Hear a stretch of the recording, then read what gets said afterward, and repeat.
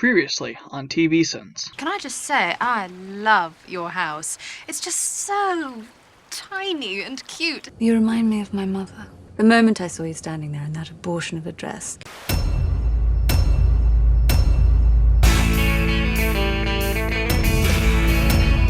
Guys, hurry up! The flight leaves in 4 hours. It could take time to get a taxi. There could be traffic. The plane could leave early. When we get to London, there could be a line at customs. Come on! It feels like the character development for Monica throughout the series was just to wind her up even tighter each season. Like an overly obsessive and overly cuckoo clock. I'm kind of surprised in the series finale she didn't just literally explode. 6-hour trip to London. That's a lot of Monica. Funny, I was just thinking the same thing about 118 hours of watching this show. Also, Chandler's probably right. So why are they all going on the same flight then? I know everyone's good buddies on this show. You may even call them mates, or chums, or pals. But they don't have to do everything together. The shot of Ross peeping out of the fountain is just about as creepy as, well, the Ross character in general. Why can't you take a couple of days off? Because I can't, Ross. I told you. No, I can't. Jeez, Ross, it's obvious you've been over this before, and you bringing it up now serves as nothing more than a guilt trip, asshole. You're literally on your way out the door.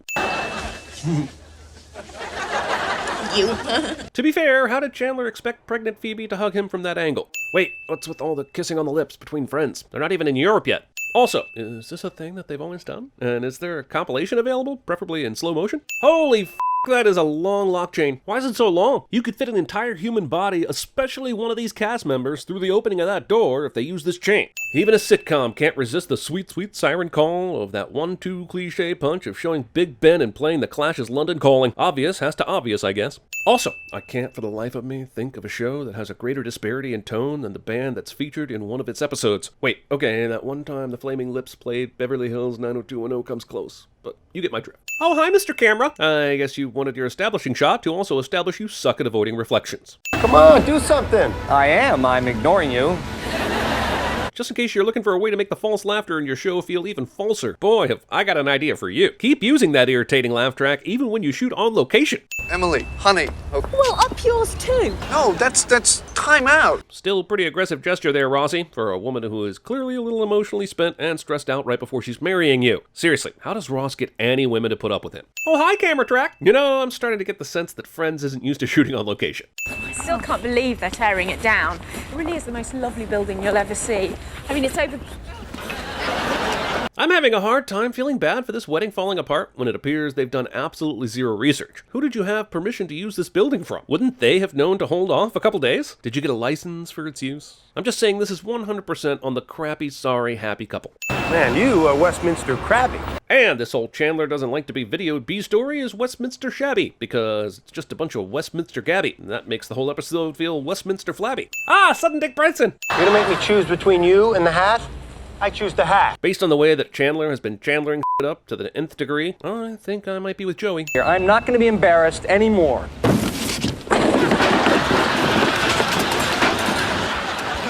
Could Chandler be any more of an asshole to that poor flower lady? Seriously, you just walk away without any help or even an apology? Everybody in this show is a dick. Little known fact, this show held the record for most dicks in one show up until HBO released Euphoria. Is Ross brushing a brush? That just seems a little more Monica than Ross, but you do you.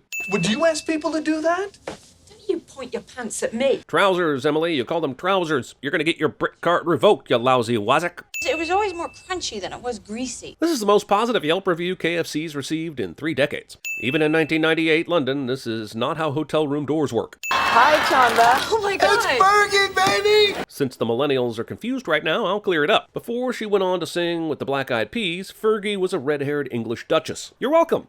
That pillowcase thing, I thought you guys were just doing the flying nun. Sometimes we were. Well, of all the things you could do with pillowcases, this does at least seem fairly appropriate. I mean, it really all depends on how much Sally Field is involved. Wait. Where did you get it from? Dial tone to indicate you got hung up on, even though that's not how dial tones work, cliche. If you go, you're just gonna mess with his head and ruin his wedding. You know, Phoebes is making a lot of sense here. Why does this show keep treating bad relationship decisions as if they're romantic and honorable? And yes, I know Rachel will eventually decide to play nice, but if you don't think the show is still wanting us to root for the marriage not to work, you're not paying attention. And I don't know, if it starts to rain... Well, then we'll get wet. Damn, Emily has a very specific fetish. Selfies. Landlines. and it is not polite to make fun of people. Goodbye. Yeah, but if you took the making fun of people out of Friends, it would be like taking the sex scenes out of a porno. There might be a few moments left, but hell if any of it matters. Also, June Whitfield is a national treasure. I mean, it's a sin, because she's not our national treasure, but still. Man, every B-roll shot of London in these episodes are of double-decker buses and Big Ben. There are other things in London, f***os! My fault. I insisted on riding the tube. Judy the Kids. Judy the Kids should have been the Friends version of That's What She Said or Phrasing. But alas, it never caught on. Is it too late to make this happen? Also, now I'm confused as to what actually made them late. Was it riding the tube or riding the tube? It's the Gallows, darling. Where? Well, that's one, and that's another one. Man, I would give all the sins back if Jennifer Saunders were to say, "It's absolutely fabulous to meet you." Oh, lovely to meet you. Damn it, Adina. You had one f***ing job. We know how expensive weddings can be. Besides, this may be the only wedding we got to throw. Is it though? Because Ross has been married before. He has a son to prove it and everything. The show forgets ongoing plot lines more often than Lost. Hi. Hello. Oh, hello. Jesus, between this and Phoebe mimicking Emily's housekeeper on the phone, these friends are becoming even ruder than those Seinfelds. They better be careful, or they might end up in the worst series finale ever jail for the rest of their lives. And believe me, you can kiss your gazebo goodbye. Judy the Kids. See, it works. Yeah, well, if you're one of Ross's best friends, why aren't you here? Yeah, 'cause I can't fly. I'm having my brother's babies. They were already diving deep into incest jokes by season 4. Man, I guess the next 100 plus episodes are going to be getting into some dark terrain. At least they'll never do anything like Ross as a professor dating one of his young students. Glad that'll never happen. Oh, come on, Monty Hall, let's make a deal. Come on, you people. All right, forget it. Congratulations, Ross and Emily. That got a clap. That got a clap? Was this live audience stolen from the Phil Donahue set? Because those f***ers would clap for goddamn everything. Look, we're down to just 1 point. Could we please maybe just settle it after the wedding? This seems like what should have been said, and likely would have been said as soon as the whole thing came up. But you're the one who went all negotiator on this thing, Ross, so you only have yourself to blame. Oh, and the necessity for lame sitcom B stories. You think you knew I was here? You know, at their heart, humans just want to see everybody they love everybody else they love. It's really super sweet. Go away, Earthlings. If you're planning on doing that throughout the entire flight, please tell me now, so that I can take a sedative. I'm a little worried about this character actor, Hugh Laurie. Don't want him to get typecast as a sarcastic smart asshole. Also, this show might as well have been called the one with the famous British actors that Americans only knew in 1998 if they watched PBS. I'm now assuming the wedding band will be the cast of Are Being Served. I know that! You have to stop her! She's gonna ruin the wedding! It wouldn't be an episode of Friends if someone didn't yell all their lines. Yeah, I just want to say that you are a horrible, horrible person. The dad from Stuart Little would be excellent at TVSins. Well, I think you're wrong. Oh no. Twitter. And by the way, it seems to be perfectly clear that you were on a break. Okay, that might have actually earned the laugh track. Hey, Felicity. I thought about you all day. You could say she has a sixth sense about him. Yeah. I'll send myself out.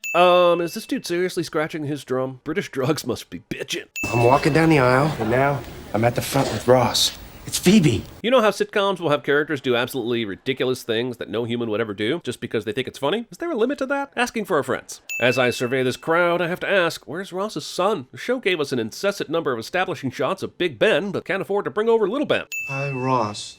Take the Emily. Take the Rachel. Shall I go on? Nope, just stand there for about 3 months while we wait for the next season to start. Cliffing hangers. Wait, that gentleman on the phone? Hugh Laurie's character wasn't on the phone one goddamn time during this episode. You think with all the money Friends made by the 4th season, they could afford someone to proofread the credit copy and correct this to plain? Wait, you got the wrong guy. My name's Simon. London, baby. Okay, because that's not going to get annoying. Yeah, baby. Yeah. Hands down, best Abby I ever seen. So, what are you fine gentlemen in the market for? Would you like to buy a monkey? Emily, please. Well, how the hell did you get the beans above the fry? I mean, Talk New York to me again. Forget about it. So how you doing? How you doing? I could kill you with my thumb. I'm cutting your head.